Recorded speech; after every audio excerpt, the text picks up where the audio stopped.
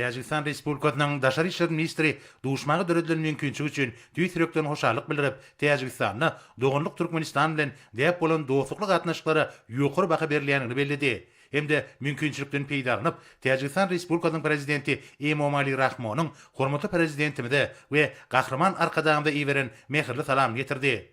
Şeýleken mehman Türkmenistan bilen öýdary hyzmatdaşlygymyň meýlekde ösdürmegiň Tacikistanyň daşary syýasatynyň ileri sürýän ugurlarynyň biridigini bellidi. Hormatly prezidentime dostlukly ýurdun daşary işler ministrine hoşnýetli sözler üçin minnetdarlyk bildirip, Tacikistan Respublikasynyň prezidentine iň gowy arzuwlaryny beýan etdi.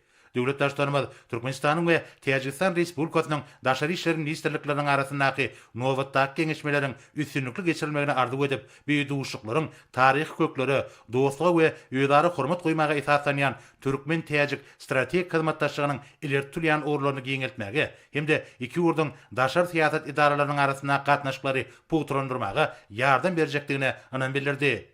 Ýurtlarymyzda iki taraplaryň görnüşde bolşýaly köp taraplaryň formatlaryň çäklerini de öýdary hyzmatdaşlygy iýdigderli ösürýärler. Birleşen Milletler Guramasynyň garaşly döwletleriň arkalaşygynyň ykdysady hyzmatdaşlyk guramasynyň we beýleki halkary guramalaryň, şeýlekem Merkezi Aziýa goşmak formatynyň çäklerini ählimum parakatçylygy, durnuklylygy hemde awadançylygy putrandyrmak boýunça başlangyçlaryň öýdary gollanmagy munyň aýdyň beýanydyr.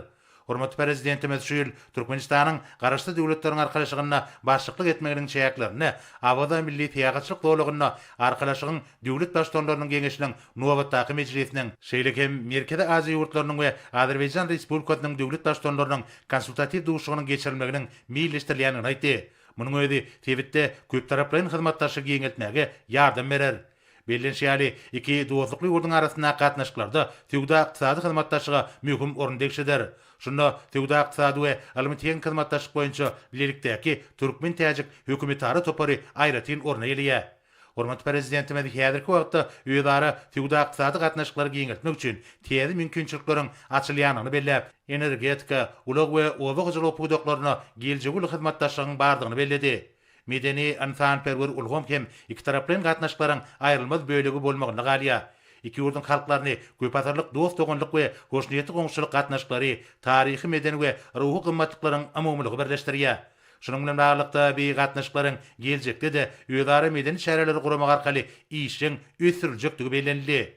Duşun ahyryna hormatly prezidentimiz hemde Tacikistan Respublikasynyň daşary işler ministri ýoly goýulan dostlukly gatnaşyklaryň iki doganlyk halkyň bähbedine mundan meýlekde ösüriljekdigine anan bildirip, berip berige iň gowy arzuwlaryny beýan etdiler.